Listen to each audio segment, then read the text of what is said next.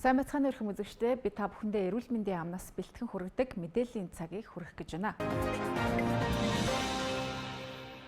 Олон улсын тамхины хяналтын суурь конвенцийн зарчмыг Монгол улсын тамхины хяналтын тухай хуульд тусгахад дэмжлэг үзүүлэх зорилгоор манай улсад Оросын холбооны улсын төлөөлөгчид ажлын айлчлал хийж байна.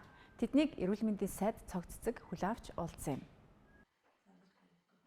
Эрүүл мэндийн сайд цогццог Оросын холбооны улсын төрийн думын дэрдэх эрүүл мэндийн зөвлөлийн гишүүн Олли Коннор, тус улсын эрүүл мэндийн яамны харьяа нийгмийн эрүүл мэндийн судалгааны үндэсний төвийн хуульч Виктор Зиков нарыг хүлээн авч уулзан тамхины хяналтын эргэцэн орчны талаар мэдээлэл солилцож, нийгмийн хэрэгцээ шаардлагын дагуу Монгол улсын тамхины хяналтын тухай хуульд нэмэлт өөрчлөлт оруулах шаардлага байсаар байгааг хэллээ. Оросын холбооны улсын мэргэжилтнүүдийн хувьд өөрийн орны туршлагаас хуваалцаж, тухайн асуудлаар холбогдох албаны хүмүүстэй дэмжлэг үзүүлэн ажиллахаа илэрхийлсэн юм. Монгол улс тамхины хяналтын конвенцэд 2004 онд нэгдэн орсон бөгөөд тус конвенцийг даган гарсан тамхин бүтээгдэхүүний хууль бус худалдааг устгах протокол 2012 онд нэгдэн орсон юм а. Мөн тамхины хяналтын тухай хуулийг 1993 онд анх боловсруулан батлаж 2005, 2012, 2015 онуудад нэмэлт өөрчлөлт оруулж байжээ.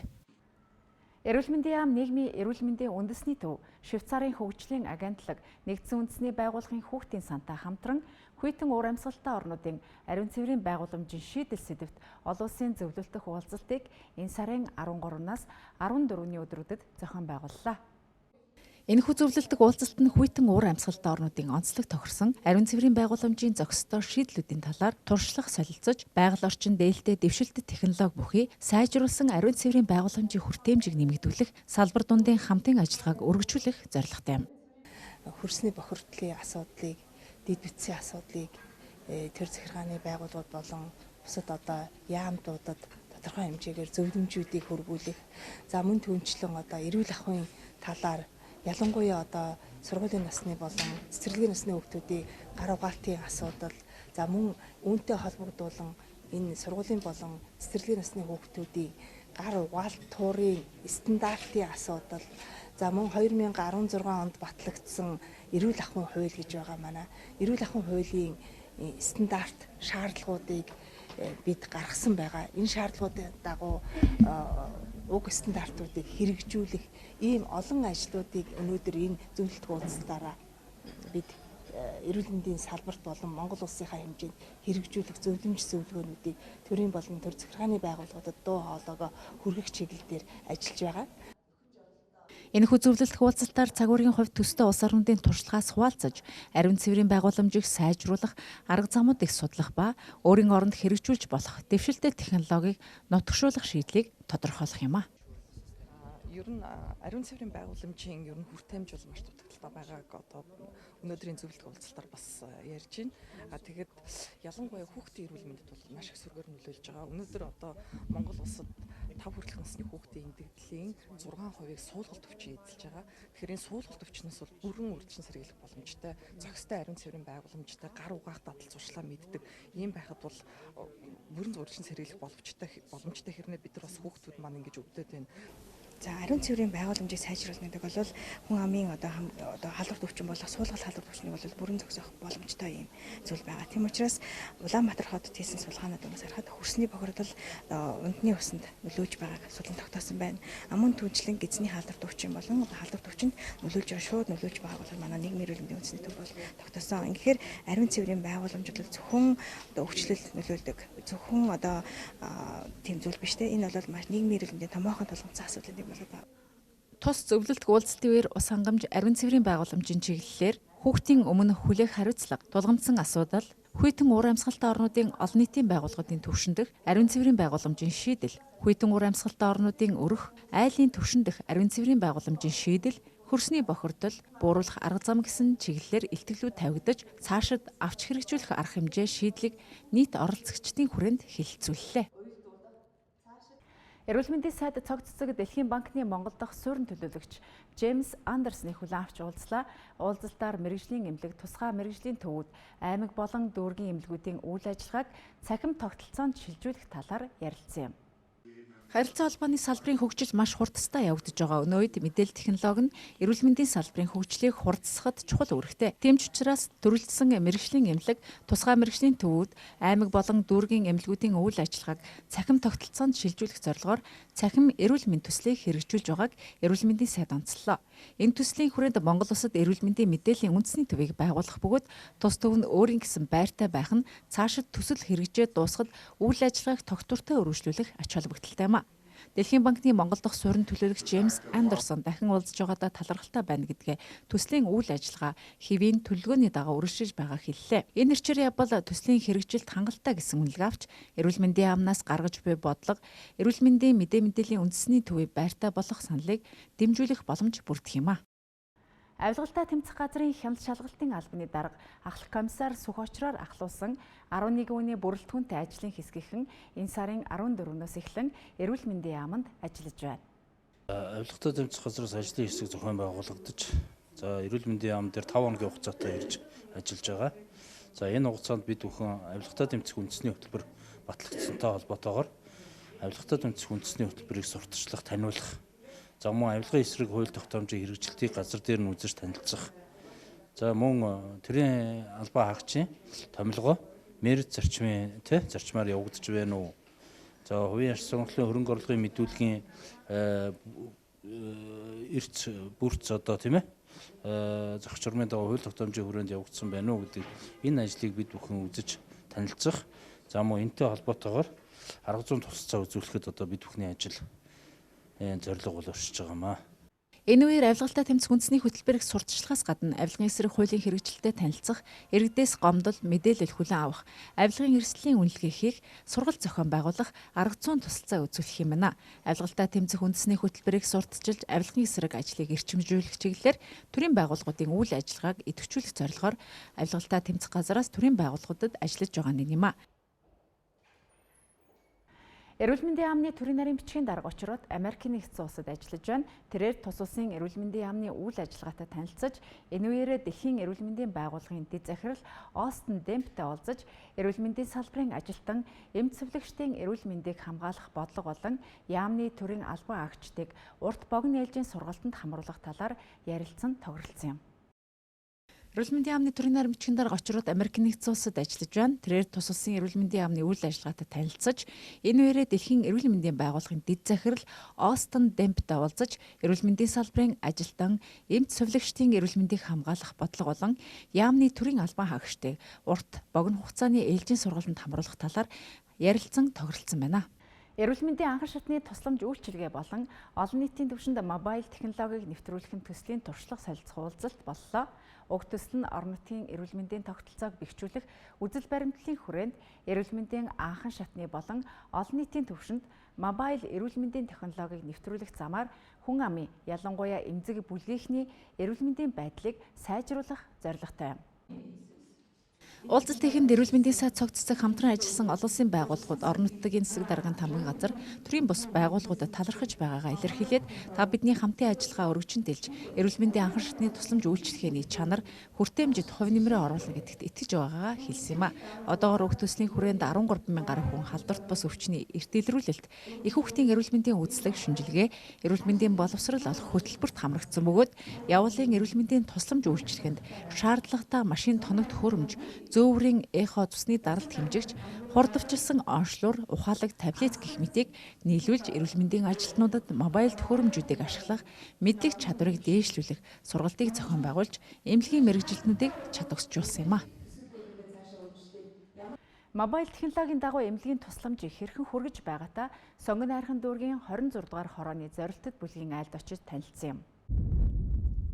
Эрүүл мэндийн сайд цогццог дэлхийн эрүүл мэндийн байгууллагын Монгол улс дахь суурин төлөөлөгч Су Ньюнт уунааруулан 21 аймгийн эмнэлгийн тусламжийн хэлтсийн дарга нар мобайл технологийн дагуу эмнэлгийн тусламжийг хэрхэн хүргэж байгаатай Сонгон найрхан дүүргийн 26 дугаар хорооны айлд очиж танилцлаа. Энэхүү орчин үеийн дэвшилтэт технологи багаж хэрэгслийг ашиглаж цусны шинжилгээ, даралт хэмжих, дотрийн эхо, зүрхний бичлэг хийх, элэгний БЦ вирус илрүүлэх, дох, умаан хүзүүний шинжилгээ зэрэг авах боломжтой бөгөөд шаардлагатай бол дараагийн шатлалын эмнэлэгт шилжүүлдэг байна. Сонгон найрхан дүүргийн 26 дугаар хорооны хувьд зорилттой бүлгийн 3300 гаруй хүнд хүрч үйлчилсэн бөгөөд иргэд үнд сэтгэл өндөр байгаагаа хэлж байсан юм. Энэ эрүүл мэндийн цогц үйлчлэгийг хараа энэ газар дээр нь үйлчлэгээ үзүүлж байгаа энэ үйлчлэгээ бол өстой маш хэрэгцээтэй үйлчлэгээ байна. Энэ хараа бүх үйлчлэгээ нэг доороо цогц байна.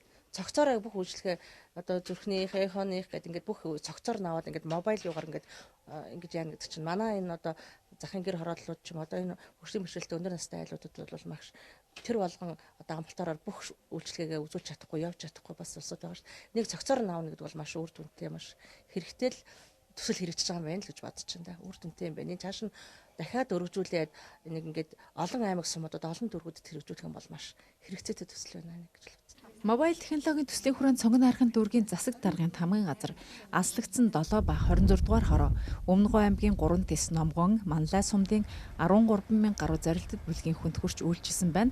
Цаашид олон нийтийн түвшинд өргөжүүлж Аранга аймгийн Өндөр Улаан, Баянгор аймгийн Богд, Увс аймгийн Зүүн Хангаа, Сүхбаатар аймгийн Эрдэнэ цагаан сумын эрүүл мэндийн төв болон нийслэлийн Сүхбаатар дүүргийн Гэрэлт манал, Чингэлтэй дүүргийн Угт хэрээд өрхийн эрүүл мэндийн төвүүдэд хэрэгжүүлэхээр болсон юм. Өнгөрсөн 7 хоногт Өмнөгов аймагт тээврийн жолооч 6 хүн үл мэдэгдэх шингэн уусны улмаас 3 хүн нас барж, 3 хүн Тус аймгийн бүсийн оншилгоо эмчилгээний төвийн эрчимт эмчилгээ яаралтай тусламжийн тасагт эмчлэгдэж байна. Мэдээлэл авсан даруйда эрүүл мэндийн яам хор судлалын салбар зөвлөл нийгмийн эрүүл мэндийн үндэсний төвийн мэрэгжилтнүүд Өмнөгов аймгийн эрүүл мэндийн газар бүсийн оншилгоо эмчилгээний төвийн эмч нартаа цахим хурал хийж өвчтнүүдийн эмчилгээ оншилгоо хариу арга хэмжээний талаар зөвлөмж өгч мэрэгжил арга зүйн удирдлага эмнэлгийн тусламж үйлчилгээний бэлэн байдлыг шуурхай ханган ажиллаж байна. Мөн голомтын цар хүрээх тогтоох тархар судлал хийх хүн амд зориулсан мэдээлэл сурчлагын ажлыг зохион байгуулахаар 2 баг ажиллаж байна. За одоогоор бидэнд байгаа одоо манай өвчтнүүдийн талаарх мэдээлэл бол Өмнөгов аймагт одоо байсан ажиллаж исэн тээврийн жолооч одоо 7 хүн бол бас одоо үл мэдэгдэх шингэнийг найруулж уусан гэсэн ийм одоо мэдээлэл байгаа.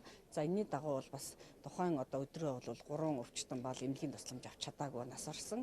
За 3 хүн бол одоо Өмнөгов аймгийн бүсийн эмчилгээний онцлогооны төвийн одоо эрчим тэмцээний тасагт байгаа.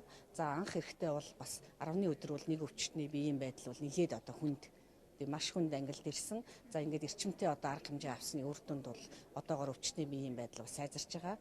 3 өвчтөн бол гуруулаа одоо гемодиализ эмчилгээнд орсон. Мөн одоо хор тайлах эмчилгээнүүд хийж байгаа. Мөн зүрх судас дэмжих зэрэг одоо бүх төрлийн эмчилгээнүүдийг хийж байгаа. За энэ эмчилгээг бол бас эрүүл мэндийн яамны хор судлалын зөвлөл, за эрүүл мэндийн яамны холбогдох мэрэгчлэнүүд бол цахим хурал хийж одоо өвчтнүүдийн биеийн байдалтай одоо танилцж эмчилгээний онцлогоонд нь бол зөвлөмж өгч байгаа. За мөн одоо голомтонд бас халдвар эсэргүүцэх арга хэмжээ зохион байгуулах, цаашид одоо өөр хүмүүс хэрэгэлсэн эсхийг тодорхойлох, дархар судлалын тандалт хийх одоо багууд ажиллаж байгаа. За энэ багуудын мэдээлэлээр бол одоогоор яг энэ шингэнийг бол ер нь одоо 6 хүн хэрэгэлсэн юм байна. Тухайн үед бол 7 хүн байсан.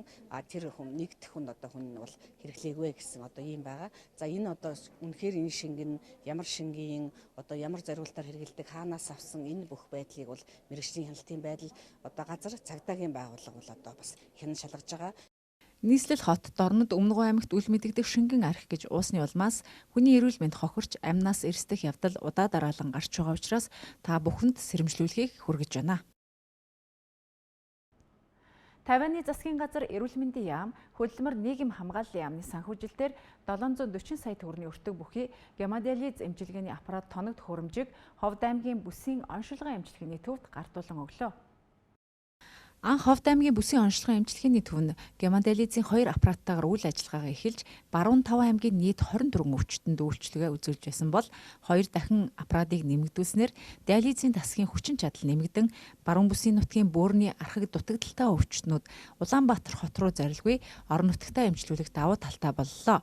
Мөн энэ үеэр диализийн төвийн нээлтийн үйл ажиллагаанаас гадна Ховд аймгийн бүсийн онцлогоо эмчилгээний төв нь Тайваны Табе эмнэлэгтэй хамтран эгч дүүс эмнэлгийн гэрээнд гарын үсэг зурснаар бүс нутгийн эмч мэрэгжилтнүүдийг Тайваны эмнэлэгт суралцахад дэмжлэг үзүүлэх туршлага солилцод цаашид олон талаар хамтран ажиллахаар болсон байна. Сүрээтэй тэмцэх үйл хэрэгт олон нийтийн анхаарлыг хандуулах, хүн бүрийн хүчин чармаал чухал гэдгийг сурчлан таниулах зорилгоор дэлхийн улс орнууд 1998 оноос хойш сүрээ өвчнөд тэмцэх дэлхийн өдрийг тэмдэглэсээр иржээ. энэ жил өглөөдрийг сүрээгүй ирээдүйн төлөө нэгдэцгээе хэнийг ч орхигдуулахгүй байх нь урандор тэмдэглэж байна. Дэлхийд нас оролтыг нь тэргүүлэх 10 шалтгааны нэгэн сүрээ бөгөөд жил бүр 10.4 сая шин тохиолдол бүртгэгдэж 1.8 сая хүн уг өвчний улмаас нас барж байна. Ялангуяа сүрээгээр өвчлсөн хүүхдийн тоо 1 саяд хүрч 200 мянга орчим хүүхэд эндэж байна гэсэн статистик мэдээлэлнэ.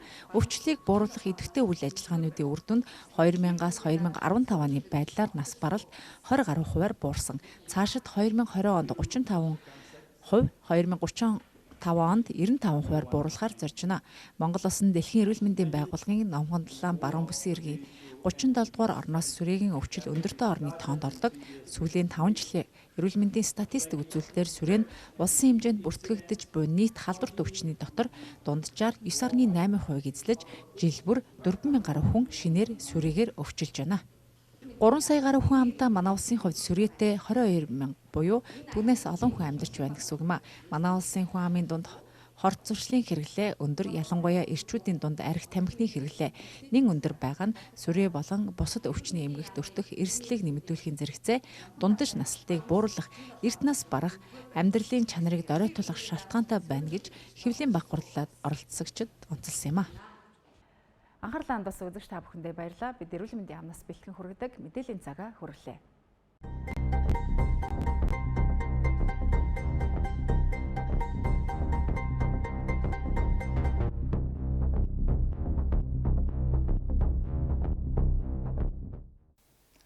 Эрүүл мэндийн яамны мэдээллийн цаг, эрүүл мэндийн яамны тамталт шуурхай удирдлагын хэлтсийн 7 хоногийн мэдээгээр үргэлжилж байна. Одоо дэлгэцэн дээр та бүхэндээ 7 хоногийн мэдээллийг дэлгэрэнгүй хүргэе. Эрүүл мэндийн яам нь өдөр тутамдаа 24 цагийн дотор 7 хоног тутам цаг тутам мэдээлэл авч нэгтгэн дүн шинжилгээ хийж хариу арга хэмжээ авдаг байгаа. За энэ 7 хоногт бол Өмнө Говь аймагт бүртгэгдсэн хордлого болон менингит өвчин анхаарал татж байна.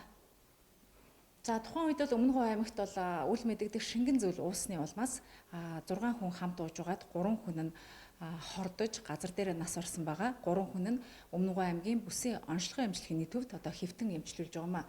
За эрүүл мэндийн яамнаас одоо хордлогын мэргэжлийн салбар зөвлөл болон эрсдлийн төрөвчлсөн үнэлгээ хийж мэдээллийг шуурхаа солилцож ажилласан байгаа. За энд одоо тухайн үед бол бид бас телемедицины сүлжээг ашиглаж эрүүл мэндийн яамны бүсийн онцлогын эмчилгээний төвийн одоо эмч нартай болон ажиллаж тухайн үед одоо эмчлэгдэж байгаа 3 өвчтний биеийн байдал одоо ямар байгаа талаар мэргэжлийн арга зүйн зөвлөгөө одоо өгөн ажилласан юм а.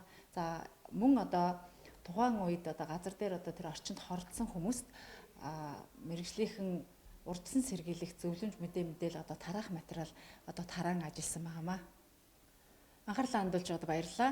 За 2017 он гарснаар менингитийн халдвар 6 тохиолдол бүртгэгдсэн байгаа. За энэ нь нийслэл, орхон, дорнод, Дархан уул аймагт бүртгэгдсэн өмнөх оны мөн ихтэй харьцуулахад одоо ижил төвшөнд байгаа юм а. За та бүхний харж байгаа энэ одоо график бол менингит өвчний бодит тоо буюу 2015-аас 2017 онд одоо менингит өвчнөр одоо хэрхэн өвчилж исэн одоо график байгаа юм а.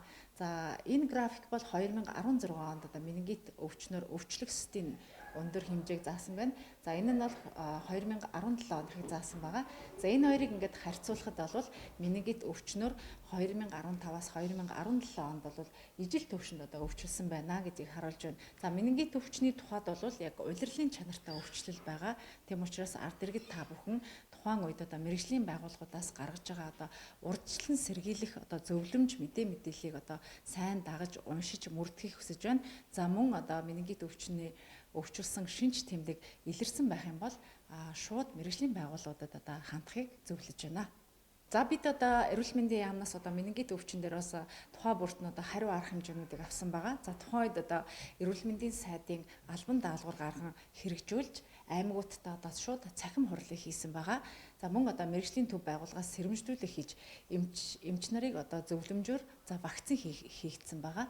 За үзэгч та бүхэн одоо менингит өвчнөөс одоо хэрхэн урьдчилан сэргийлэх талаарх мэдээллийг авахыг хүсвэл эрүүл мэндийн яамны тандал шуурхай удирдлагын хэлтс болон эрүүл мэндийн яамны одоо цахим хуудсанд орж одоо мэдээллийг авах бүрэн боломжтой байна. Анхаарлаа хандуулж байгаад баярлалаа. Бид эрүүл мэндийн яамны тамтал шуурхай удирдлагын хэлтсээс нэгтгэн мэдээллийг та бүхэнд хүргэлээ. За энэ мэдээлэлтэй холбоотойгоор бид бас тамтал шуурхай удирдлагын хэлтсийн дарга наран гэрэлтэй ярилцахаар студидд урьж байгаамаа.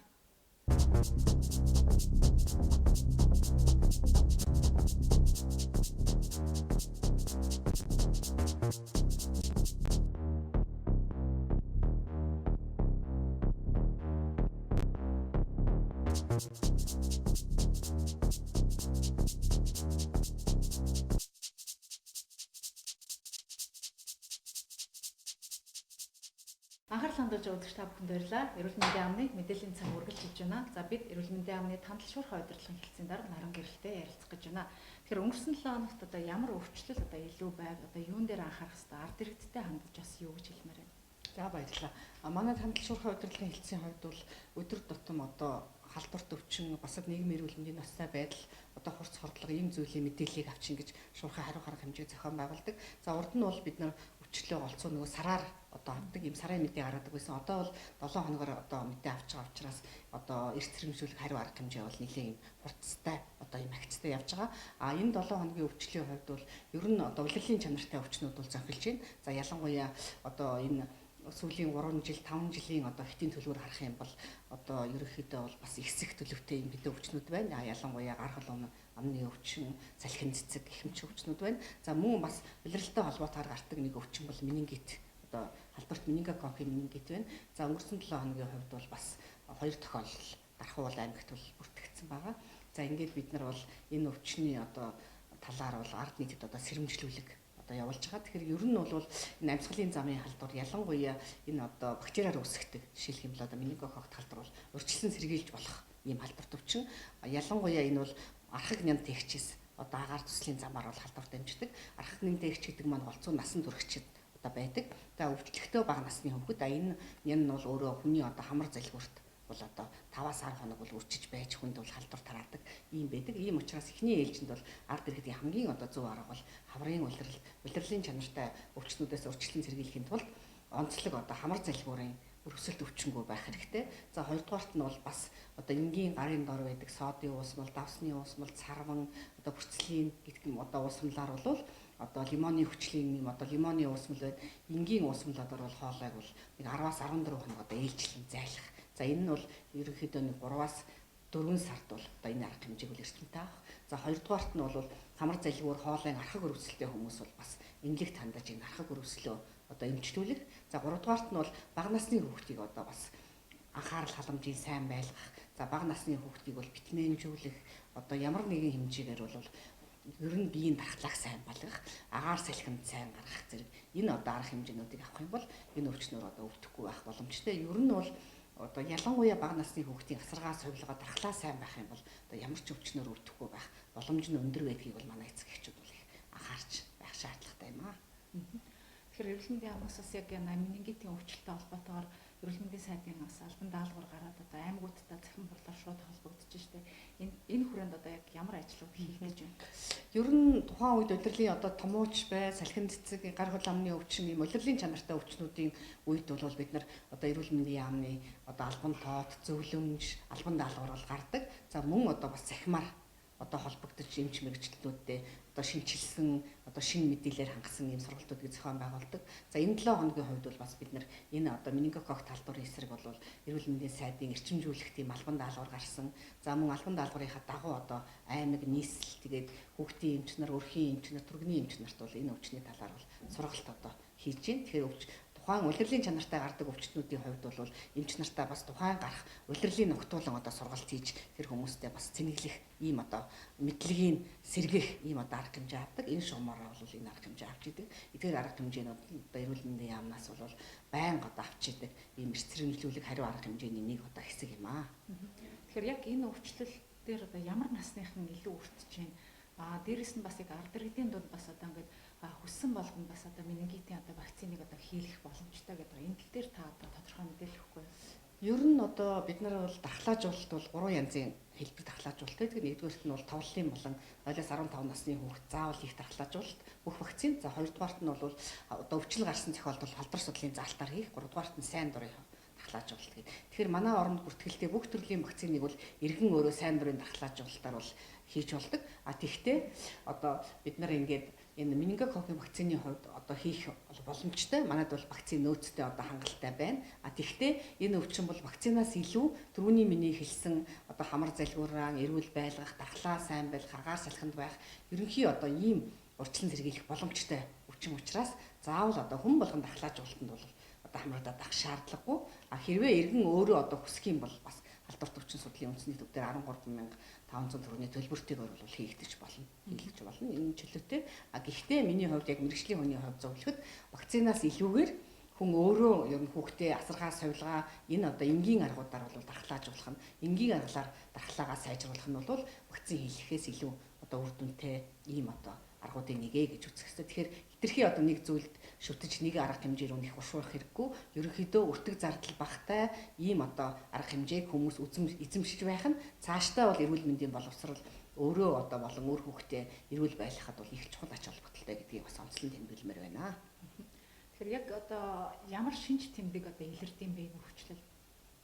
Тэгэхээр энэ өвчний хувьд бол ерөнхийдөө бас их хурц одоо өвчин. Тэгэхээр энэ өвчний хувьд бол бас гинт халуурах тэгээд одоо хүүхд хоол нойрондоо дургу болох, уйлгнах, бөөлжих, татах, мөн одоо энэ тууралт гарах юм цэгэрхийг одоо тийм цусан ийм тууралтууд гарах ийм шинж тэмдгүүд байдаг. Тэгэхээр эхний ээлжинд бол ямар ч одоо өвчний үед бол өгдөг ерөнхий зөвлөгөө бол дур мэдэн одоо эм тан хэрэглэхээс илүү эхний ээлжинд бол одоо эмчит хандаж зөвлөгөө авч эрүүл мэндийн тусламж үйлчилгээг авах юм бол бас одоо итгэрдэг ингээд ерөн одоо бас энгийн ийм сэргийлж болох өвчин гэж та бүхэнд хэлмээр байна.